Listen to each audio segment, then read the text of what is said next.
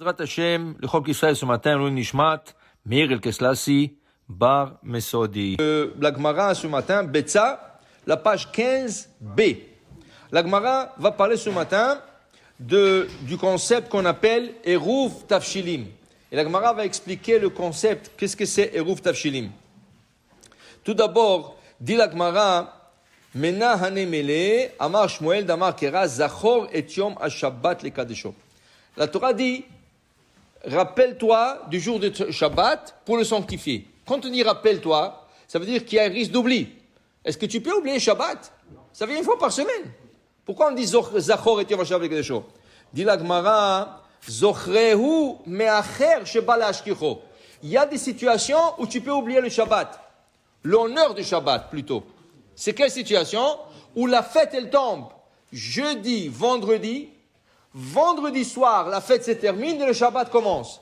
Mais comme tu étais occupé de la fête jeudi et vendredi, tu fais plus attention à samedi.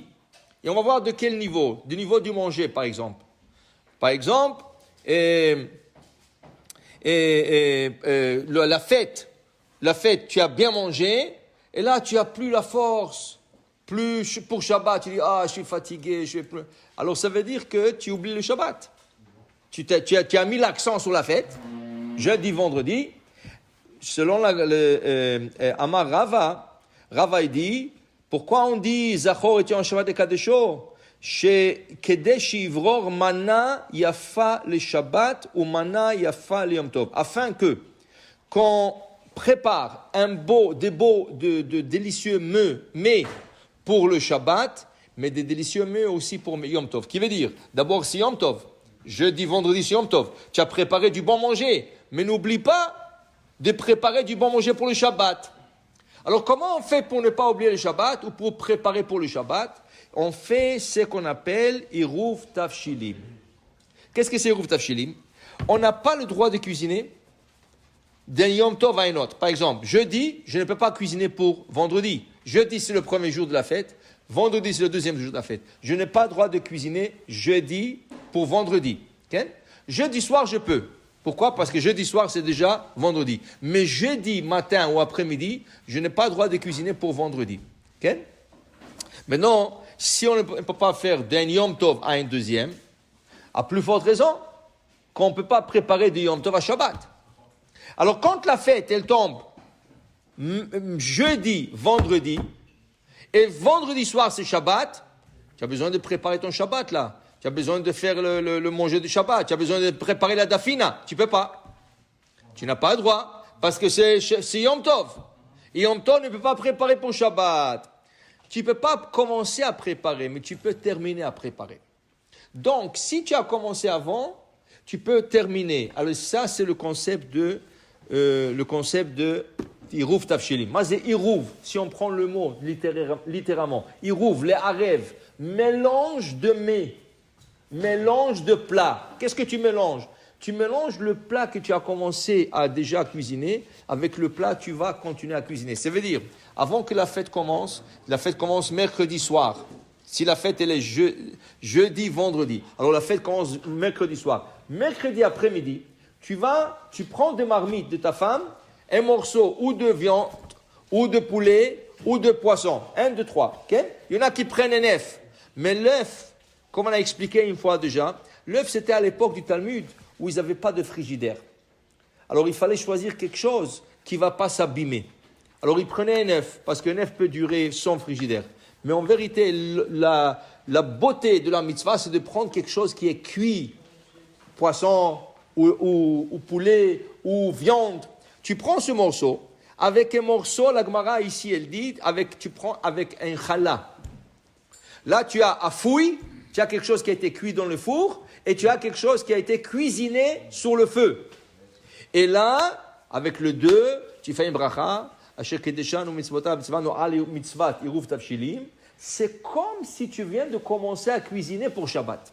Ceci est le début de la cuisson de Shabbat. Arrive vendredi matin, qu'est-ce qu'on fait? On termine. Parce qu'on a commencé déjà. Le plat que tu as préparé, c'était le début. Alors tu as le droit de terminer et là tu peux tout faire. Tu peux préparer les salades de Shabbat, tu peux préparer le manger de Shabbat, tu peux préparer la dafina de Shabbat, parce que tu as déjà commencé à tout préparer une fois que tu as fait le Eruv Tafshilim. Alors maintenant, la Gemara dit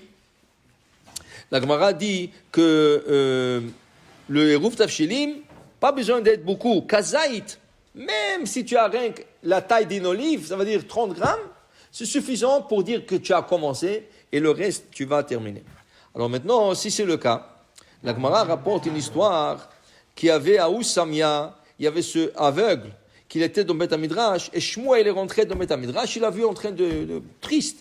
Il dit, qu'est-ce que vous avez, monsieur? Pourquoi vous êtes Kvod Arav? Pourquoi vous êtes triste? Il a dit qu'il a oublié de faire Eruv Tafshilim, et c'était trop tard, il ne pouvait pas se reprendre. Shmuel a dit, il n'y a pas de problème. Moi, je fais Eruv Tafshilim, vous pouvez compter sur le mien.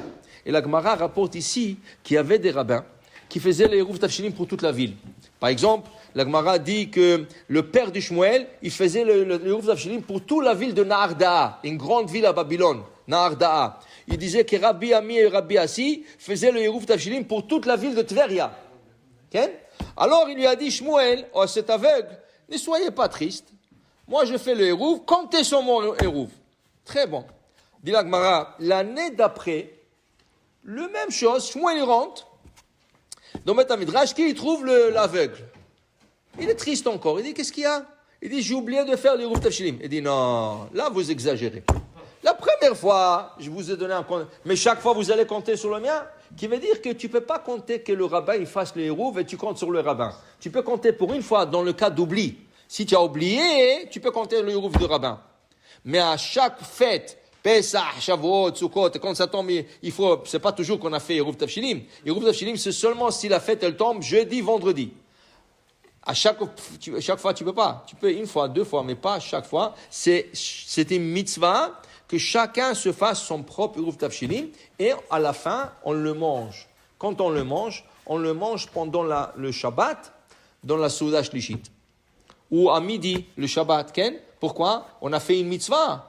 On complète avec une autre mitzvah, faire le motzi sur le challah qu'on a réservé pour le Eruv Tafshilim, on fait une autre mitzvah pour la manger, pour ne pas jeter. Il arrive plusieurs fois que les gens oublient, parce qu'ils le mettent au frigidaire pour le garder, et tu oublies, Ken?